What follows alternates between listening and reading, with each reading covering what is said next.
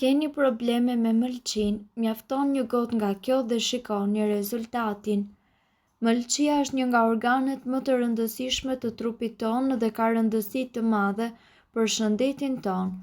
Kur ky organ nuk funksionon si duhet, atëherë jep efekte negative në të gjithë trupin tonë. Prandaj është shumë i rëndësishëm kujdesi për shëndetin e mëlçisë dhe për të mbajtur atë të pastër. Lëngu që pastron mëlçinë e bën atë që të funksionojë më mirë, ja cilët janë përbërësit që juve do t'ju duhen. 125 gram lakër e freskët, 1 limon, 25 gram selino dhe 250 gram dardha të freskëta, 2 cm xhenxhefil, 500 ml ujë, 10 gram mente të freskët.